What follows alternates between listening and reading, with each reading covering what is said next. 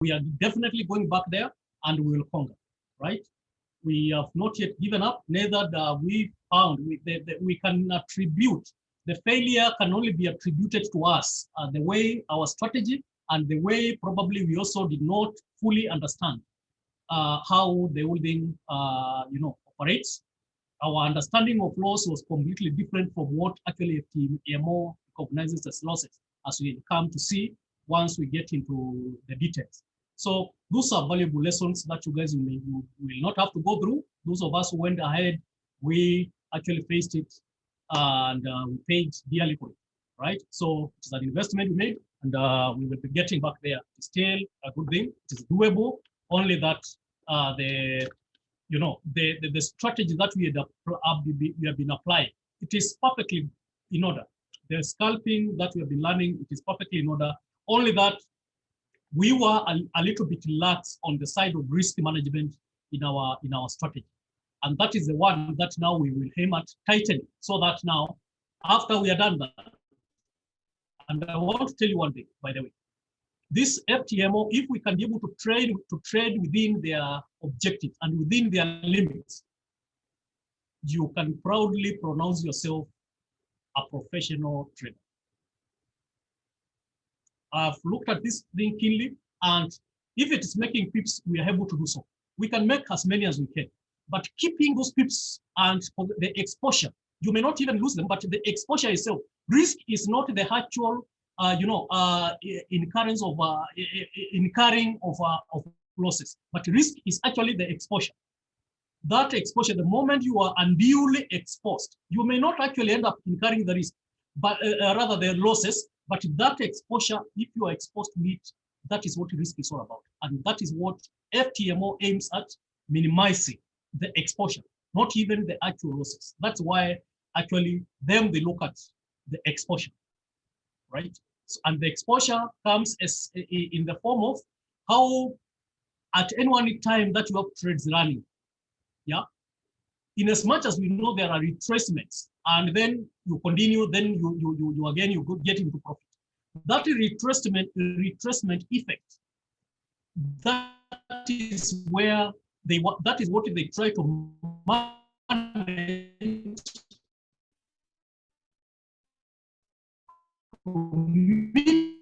minimize it. And that is the aim of this thing, and that is something that now we want to put into practice. It is something moving forward, we want to try to perfect that end. I know somebody like Ken is in his way of trading. Actually, the risk to exposure for Ken, the way he trades with his 2 pips, is the man of 2 pips. With his 2 pips, Ken, if he was to enter into this challenge, from what I've observed, he can be able to sail very comfortably, because what these guys they look at is the risk exposure, and for Ken, that he has always, in his style of trading, he has always ensured that it is very minimal, right? So that is what also now we want to try to emulate. We try to squeeze ourselves to that level, and moving forward, we will get somewhere. Ken, you kindly enable me to share screen. Right. So then that was just a brief. Vincent, how are you?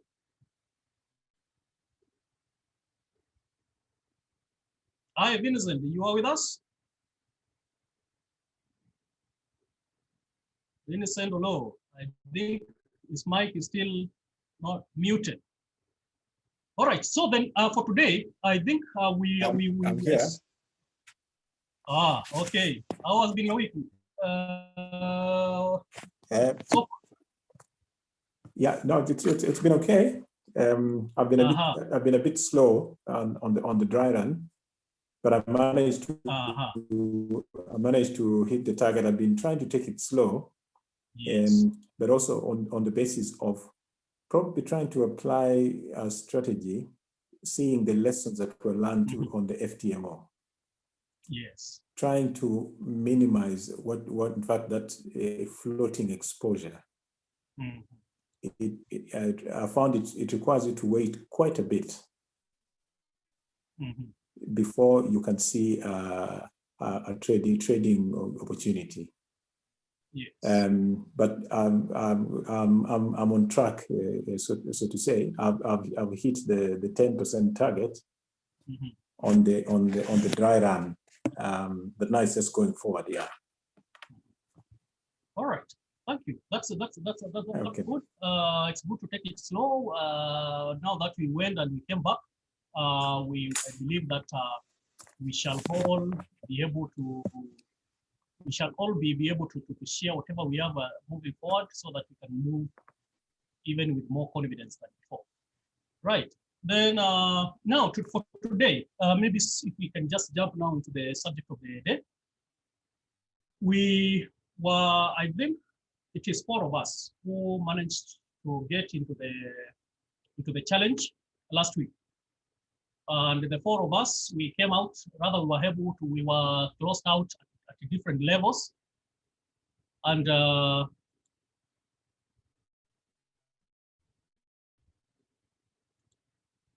of us, actually, Patrick is one. Patrick managed to be. He was the last man standing up to, I think, yesterday, when also he bowed out of the challenge. All right. So what we are going to do for now is that we'll give a chance to the guys who managed to get in there.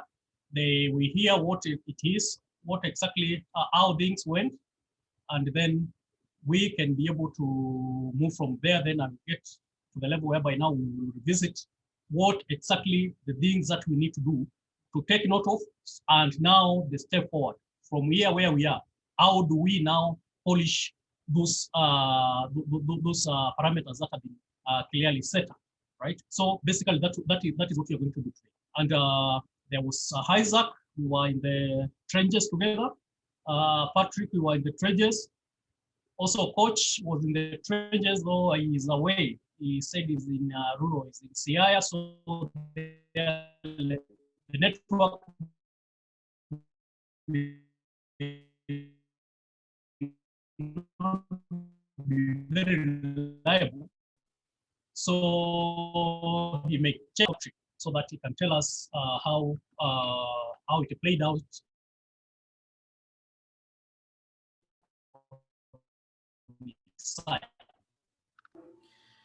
Well, good evening, traders.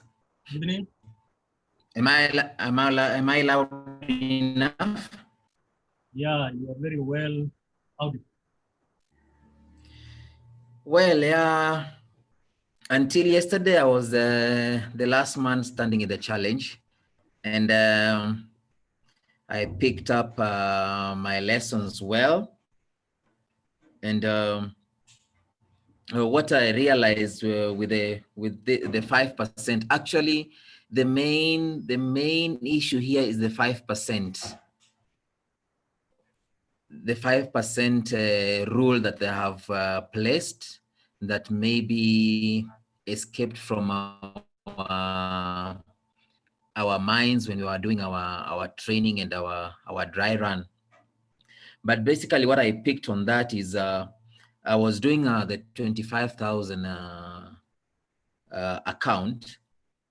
And for me, my 5% was coming to 1,250, whereby at every single moment with this rule, that when I place my trades, how I picked it was my margin should not go above 1,250.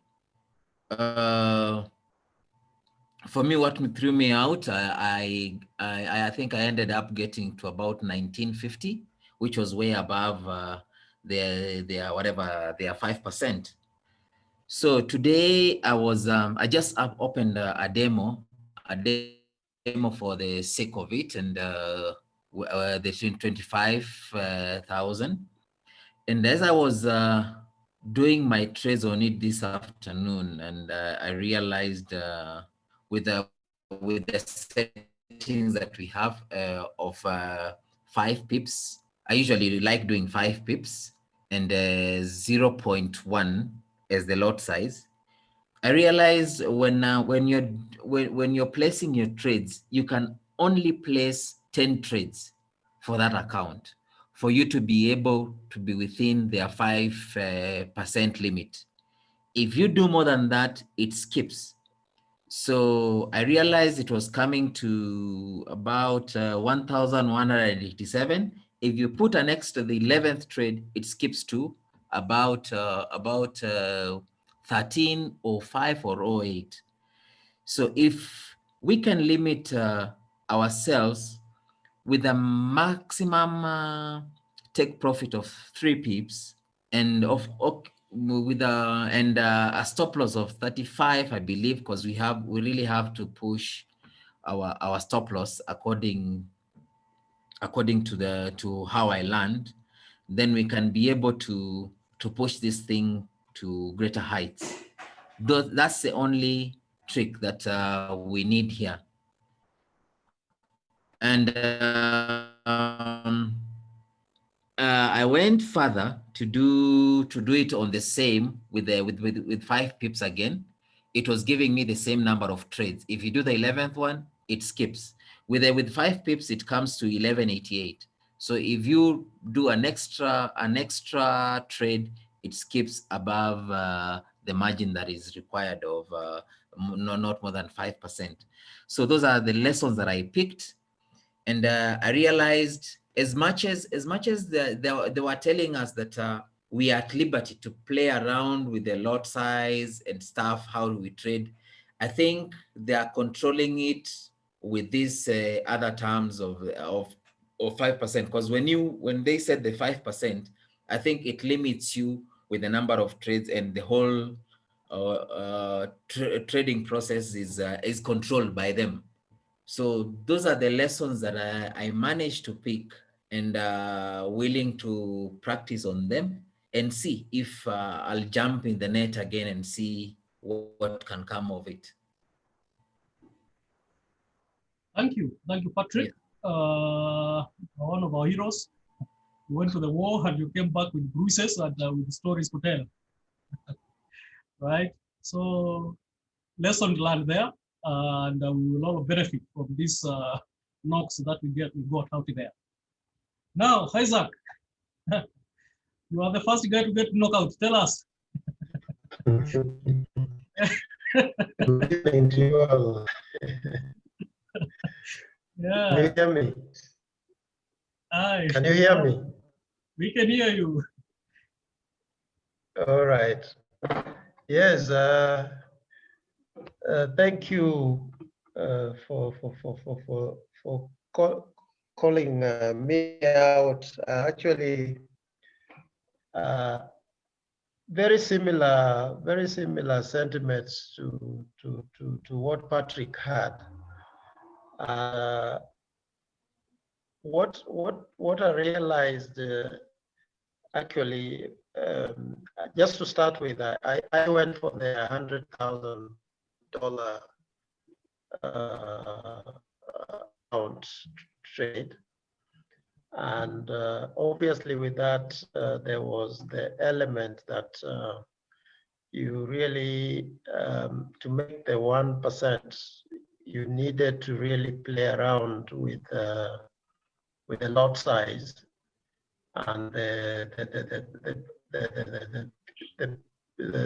pip sizes as well. And I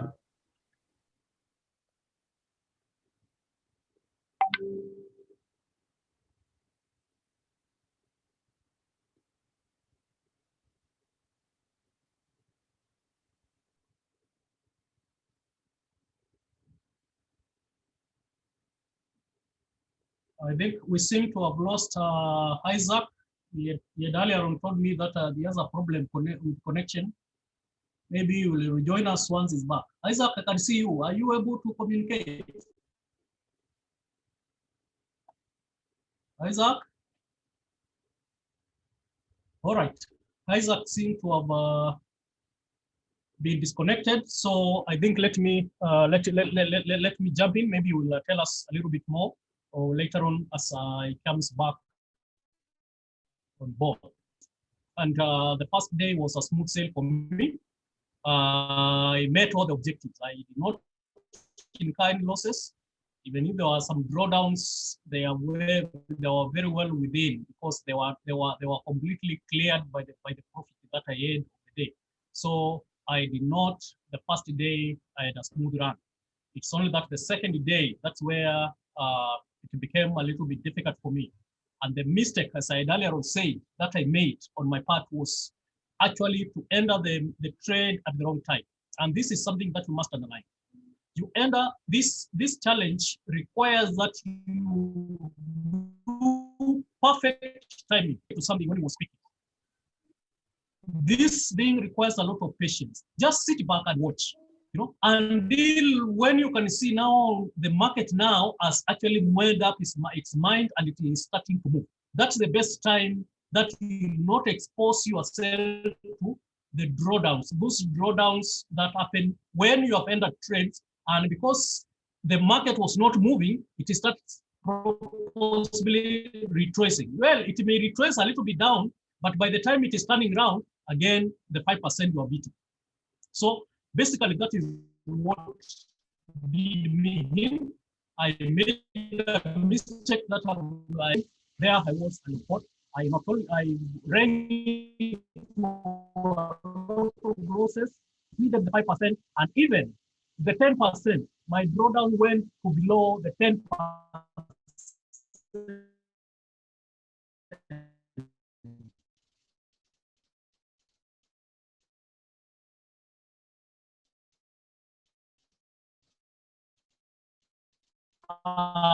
Which is allowed for the month. So you can see, and that means, I missed that the market was moving and started moving. And then between 10 and 10, that I would rather, even if it's moving, please just try to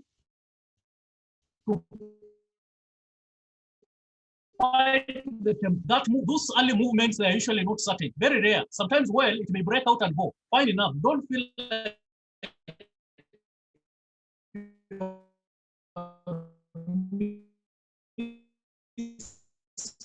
on anything, but give it time. At up to maybe quarter to around 11, thereabouts.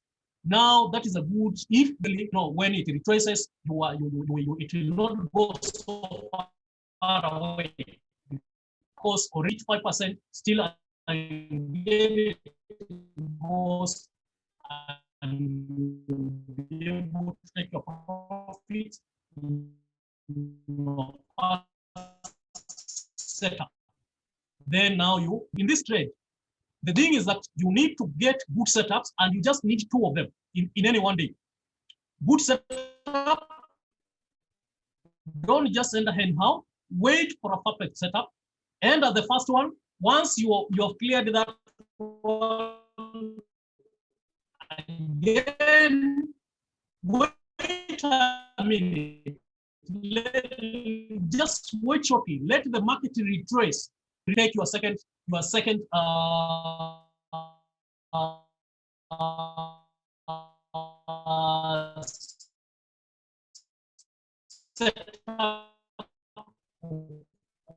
trades.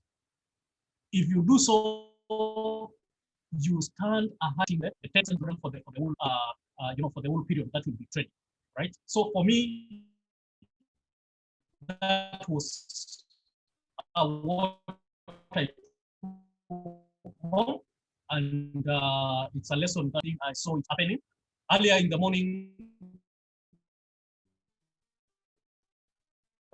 I watch it up. At that point, it is moving. You can be the day time has moved, and now the market also has to move. Yeah, very early in the morning, it can afford to play around somewhere because still it is early, and that is the time that now people who are not undecided, they are usually kicked off the market. Remember here, if you don't strategize, you will be caught, and everybody there, sharks are out there to get you if you are ill prepared, and for sure you'll be caught. So for us to safeguard ourselves, let's every point. In fact, before you enter the market, do your analysis proper. Don't even before you take the first trade, don't just jump in before you have actually looked at the market. Is it moving? Which direction is it going? And probably also be informed by the previous. If the previous day, for instance, there has been a very steep decline, the previous day it was a downtrend all the way. Be very careful. Chances of that it cannot just continue going down. You know, be very careful with taking trade downward because it's very easy to assume that it's going to proceed downward. Yeah. Why? Because unless there are catalysts which are pushing for that direction that you don't have. For instance, if the whatever, like when you have heard that the coronavirus, vaccines are coming through, and that one it's a catalyst. It is a catalyst that is likely to push the market downwards because it is giving the dollar, an increased value. Yeah. So even as we do our analysis on the charts, let us also have our ears to the ground about the news, particularly in America, the news that of impact, the catalysts, the so-called catalysts in our fundamental analysis. We have to have that when it's at the back of your mind. And Ken, maybe you may start setting up a new one. From what I can see, it is about to go off. Right? So in case Dr. Jackson, I think when it ends, people will just click on the same link. I've set it up as a recurring. So you just click on the same link. Good. It's good to have experts around. Thank you, Ken. Right. Now, so what I was saying is that we have to, as traders, remember guys, we are getting to this thing to be professional traders. And without information, in as much as you're dealing with price action, information at the background should also inform us because the price action does not just drop from the sky. It is pushed by certain catalysts which are happening in the market. And Ken, I hope you are recording, by the way. Ken? Yes, we are recording. All right, good, thank you. Yeah, so in the background, the fundamentals, they inform what happens there.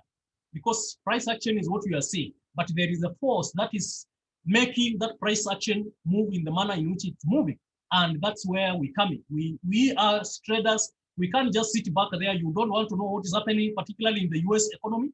The things of impact, such as whatever the politics of US, the economy, how it is performing, things like environmental issues like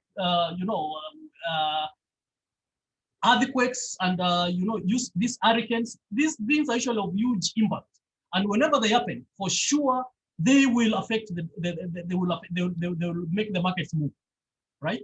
So those are things that we need to keep in our fingertips so that they can help us in making very well informed decisions, so that when you take a position, when you execute a trade, it might even retrace, but you're not going to start panicking because the general state of affairs is such that in the US, the economy, the dollar is losing value. In as much as it may be retracing like it is going downward. It will reach a point whereby now it will follow the main direction at the end of the day. And therefore you have no reason to start killing your trade in a hurry. Right? So that is important to note. And I thought that I should mention that because for me, it hit me hard in that manner.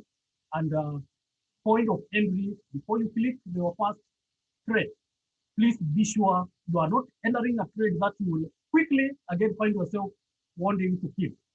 Yeah, you will only do that if you just jump in without doing proper analysis and entering at the wrong time. That one I'll keep insisting. Wrong time. For me, from quarter to 11, that's a good time to enter the market. Earlier than that, you are exposing yourself too early. When the market will move, you will be left with trades that the market will never come back to that position, right? So let's be careful with that, and we will perfect our heart. Good. Having said that, now I think Isaac seems to have disappeared completely from the scene, so we will proceed to the next. About how many minutes, Ken? So that I will start with. 6 minutes. That's a lot of time. I think let's just proceed with the next. part of this. There's a document here I am sharing. I hope you are seeing it. It is visible from your end. Yeah, but it's stuck on the same page. Yes, just a minute. Yeah, is it visible enough now? Yeah, it is. It is. Good. So then I think we will go through this document together. I will also share it for your further references. I will also share it in our Ftmo wall. The trading objectives. The trading objectives. This is what we have to do. The parameters which have been set for us to be able to prove that actually we are disciplined enough and experienced as traders. This Forex trading is about discipline and proving that actually you can be trusted with money, huge money for that matter. And that's why now the element of risk management actually becomes indispensable.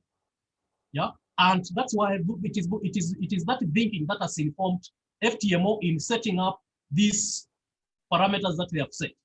The three of them, that is the maximum daily loss, the maximum loss for the full period, and now the profit target that needs to be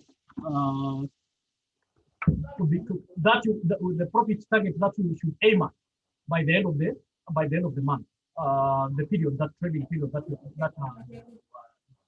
for the step one, the 30 days, and of course step two, 60 days. Now there is this 5% which has been putting us in a lot of trouble. Initially, we thought that 5% it is actually the actual daily loss that you book.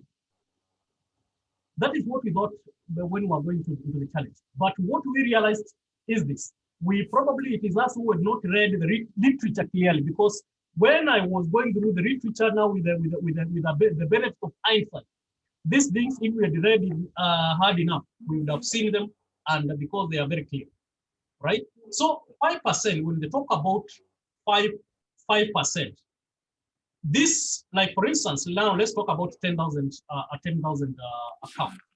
10,000 account, 5% is 5. It is 500. 5% is $500.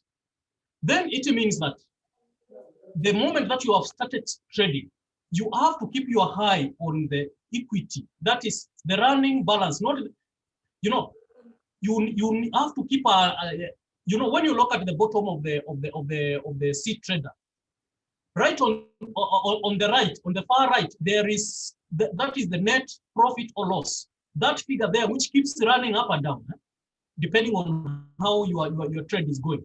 That is a very important statistic that your eyes have to be stuck on it, such that if you are seeing it moving towards minus 500, then you know that you are about to eat actually your daily loss. That is the one that keeps moving. So then it means then that your trade that you are taking must be regulated in a manner that you don't take so many trades to the extent that if it is going to retrace, then it will quickly accumulate losses which will amount to 500 and above. Because if it so happens, then you will now have actually violated that maximum daily loss.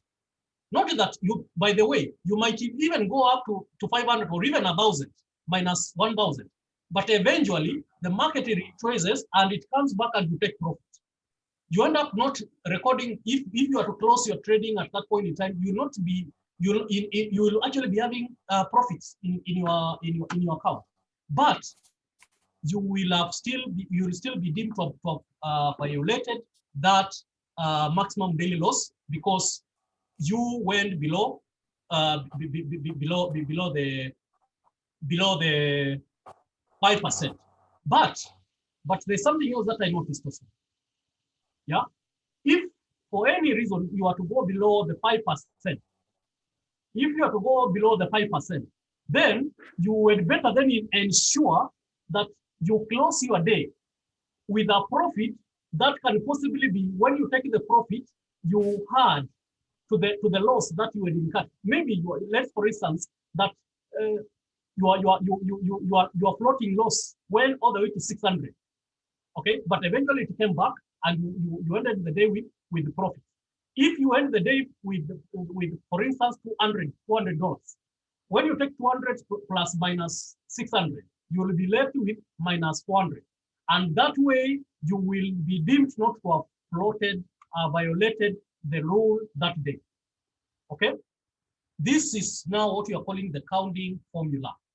Current daily loss is equals to result of closed positions of this day plus result open of open position. I don't know whether that is clear. At the end of the day, they want to look at if you had some floating losses which went beyond the 5%, and for some reason, rather somehow you manage to dig yourself and you are able to close with the losses which were able to wipe out that violation. Then you still stand to proceed on, because you not have violated. At the end of the day, you will not have violated the